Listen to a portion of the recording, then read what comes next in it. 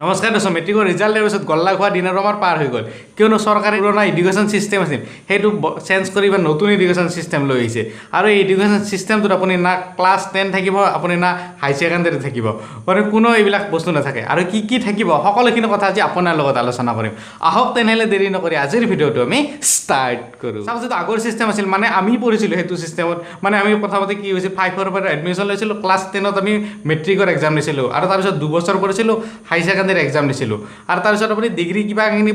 পঢ়িব পাৰে আৰু তাৰপিছত আৰু আপাৰ বাকীখিনি মেইন কথাটো আহে মেট্ৰিকৰ আৰু আপোনাৰ হাই ছেকেণ্ডাৰী বেছিভাগতো মেট্ৰিকৰে আহে আৰু কিন্তু চৰকাৰে এই চিষ্টেমটো বন্ধ কৰিবলৈ গৈ আছে মানে যিটো এডুকেশ্যন চিষ্টেম আছে আমি যিটো চিষ্টেমত পঢ়িছিলোঁ সেই চিষ্টেমটো কিবা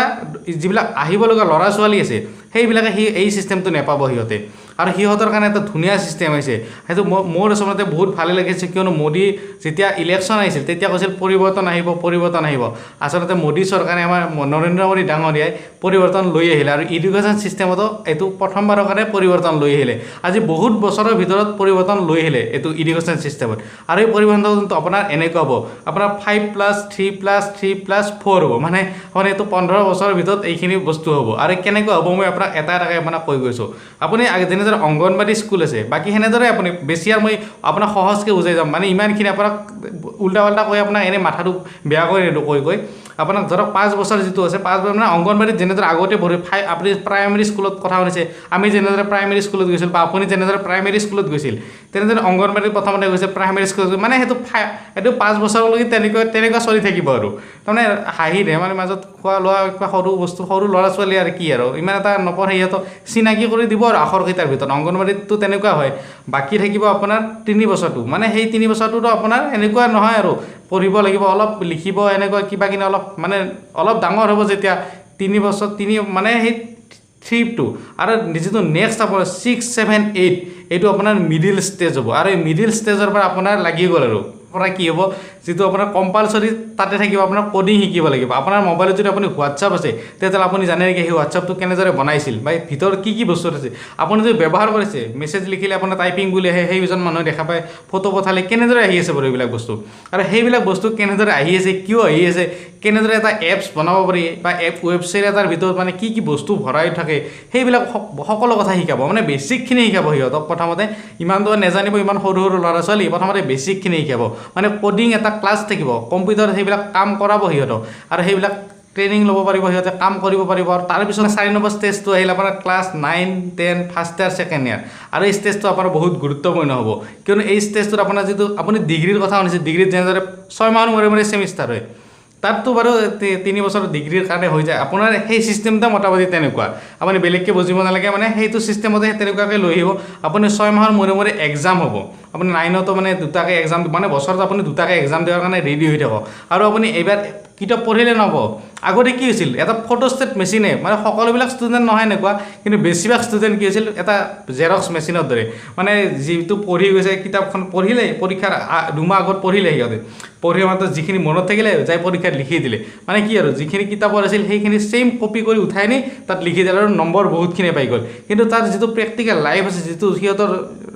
আমাৰ যিটো সমাজত চলিব লাগে সেই সমাজত চলাতে সিহঁত তাৰ বহুত প্ৰব্লেমত পৰে কিয়নো সি নকল কৰি লিখা আৰু মাথাত ধৰি মুখস্থ কৰি লিখাটোৰ মাজত একেই কথা আৰু সেই চিষ্টেমটো চৰকাৰে বন্ধ কৰিবলৈ গৈ আছে মানে বন্ধ কৰিব কেনেকৈ আপোনাৰ প্ৰেক্টিকেল কাম কৰিব লাগিব আপুনি যিটোৰ ওপৰত নলেজ আছে আপোনাৰ সেইবিলাক বস্তু আপোনাক বেছিকৈ ইণ্টাৰেষ্ট দিব আৰু আপোনাৰ ছায়েন্স বা আৰ্টছ বা কি পঢ়িব লাগে আপোনাৰ সেনেকুৱা নহয় আৰু আপুনি যি ইচ্ছা তাকে পঢ়িব পাৰিব বা বাকী কম্পিউটাৰ আপুনি এক্সট্ৰা নলেজো কিছুমান ল'ব পাৰিব আপুনি কিবা যদি এক্সট্ৰাকৈ ট্ৰেইনিঙো ল'ব খোজে বা সেইবিলাক আপুনি ইণ্টাৰ্ণশ্বিপ মানে সেইবিলাক বস্তু আপোনাক পঠাব আৰু এইবিলাক বহুত কিবা কিনি আপোনাক মুঠতে অনলি কিতাপৰ এইবিলাক পঢ়াই আপোনাক নপঠায় আপোনাক গোটেই আপোনাৰ ট্ৰেইনিং মানে একদম পূৰা আপোনাক ৰেডি কৰি পঠাব আপুনি যাতে আপোনাৰ আগত আহিব লগা দিনবোৰত আপুনি যাতে কিবা এটা কৰি খাব পাৰে এনেকুৱা নহয় আগতে কি আছিল চৰকাৰে আপোনাক ল'ৰা ছোৱালীটো পঢ়ালে ইমান বছৰ চৰকাৰে পঢ়াই থাকে ল'ৰাটোক ক্লাছ সৰুৰ পৰা ইমান চৰকাৰী স্কুলত যদি আপুনি পঢ়িছে ইমান বছৰ পঢ়ালে লাষ্টত যে চৰকাৰ তাতে আৰু চাকৰি বিচাৰি থাকে বুজিছে ইমান বছৰটো চৰকাৰে পঢ়ালে টকা খৰচ কৰি মাষ্টাৰটো দৰমহা দি আছে না মানে কি হৈছে আমাৰ কাৰণে সেই টিচাৰবিলাকক দৰমহা দি আছে চৰকাৰে আৰু সেই লাষ্টত কি হৈছে আমি পঢ়া শেষ হোৱাৰ পিছত আমি আৰু চৰকাৰৰ তাতে গৈছোঁ চাকৰি বিচাৰি আৰু এই চিষ্টেমত মোদী চৰকাৰে কি কৰিছে মানে কি আপুনি আপুনি যদি কিবা এটা কামত যদি ইণ্টাৰেষ্ট লয়, আপুনি যদি এক্সপাৰ্ট হৈ উঠে, তেতিয়াহ'লে আপুনি সেই কামটোত কিবা এটা কাম কৰিব পাৰিব, আপুনি সেই হিচাপত জব বিচাৰিব পাৰিব, আপোনাৰ জব বিচাৰোঁতে সহজ হ'ব আৰু আপুনি কিবা এটা নিজে কাম কৰিব পাৰিব। আৰু এইবিলাকৰ কাৰণে এই চিষ্টেমটো লৈ আহিছে। আৰু আপোনাৰ যদি হায়াৰ এডুকেশ্যনত আপুনি পঢ়িব খোজে, তেতিয়াহ'লে আপুনি পঢ়িব পাৰিব। তাত আপুনি আগতে যেনেদৰে আছিল, আপুনি ডিগ্ৰীত কিবা, মোৰে তেনেকুৱা বহুত লগৰ ল'ৰা আছে বা লগৰে বন্ধু আছে, মানে কিবা ঘৰৰ অসুবিধা বা সিহঁতৰ পইচাৰ প্ৰব্লেমৰ কাৰণে কি ফাৰ্ষ্ট ইয়াৰ বা ছেকেণ্ড ইয়াৰ পঢ়াৰ পিছত বাদ দিব লগা হ'ল। কিন্তু আজি যদি এক্সাম বা আজি যদি এক্সাম দিব যায় বা এডমিশ্যন ল'ব যায়, তেতিয়াহ'লে সি ফাৰ্ষ্ট ইয়াৰ পৰা ল'ব লগা আছিল। কিন্তু আপুনি এই নতুন চিষ্টেমটোত আপুনি তেনেকুৱা নহ'ব। আৰু চিষ্টেমটোত আপুনি যদি ফাৰ্ষ্ট ইয়াৰ পাছ কৰে, তেতিয়াহ'লে আপুনি এখন চাৰ্টিফিকেট পাব। যদি আপুনি ছেকেণ্ড বছৰটো পাছ কৰে, তেতিয়াহ'লে আপুনি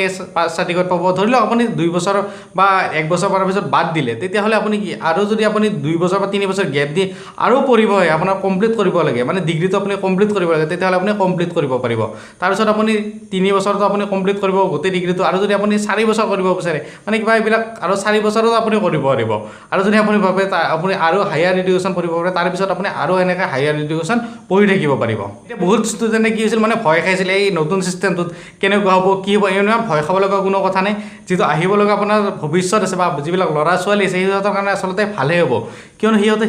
আমি যিটো এডুকেশ্যন পাই আহিছিলোঁ, আমি যিটো শিক্ষা পাই আহিছিলোঁ, সেই শিক্ষাটো মই ভাবোঁ ইমান এটা ঠিক নাছিল। যিটো এইবাৰ যেনেদৰে চৰকাৰে যিটো ব্যৱস্থা লৈছে, এই ব্যৱস্থাত যদি মানে চৰকাৰে শিকায় বা ষ্টুডেণ্ট এটাক এনেদৰে পঢ়ায়, তেতিয়াহ'লে বহুতখিনি আপোনাৰ ডেভেলপমেণ্ট হ'ব। ষ্টুডেণ্টটো বহুতখিনিয়ে মানে নিজৰ ভৰিত নিজে থিয় হ'বৰ কাৰণে উপযুক্ত হৈ উঠিব। আপোনাৰ ভিডিঅ'টো চাই ভাল লাগিল। যদি আপোনালোকৰ ভিডিঅ'টো চাই ভাল লাগিল, তেতিয়াহ'লে লাইক বটন এটা লাইক কৰি দিব। আৰু যদি আগলৈ এনেকুৱা ধৰণৰ ভিডিঅ' চাব বিচাৰে, তেনেহ'লে আপোনাৰ মৰমৰ চেনেলটোক ছাবস্ক্ৰাইব কৰি দিবলৈ একেবাৰে নাপাহৰিব। আজিলৈ ভিডিঅ'টোত এইখিনি, আকৌ এটা নতুন ভিডিঅ'ত আপোনাক লগ পাম বুলি আশা থাকিল। ধন্যবাদ। জয় হিন্দ।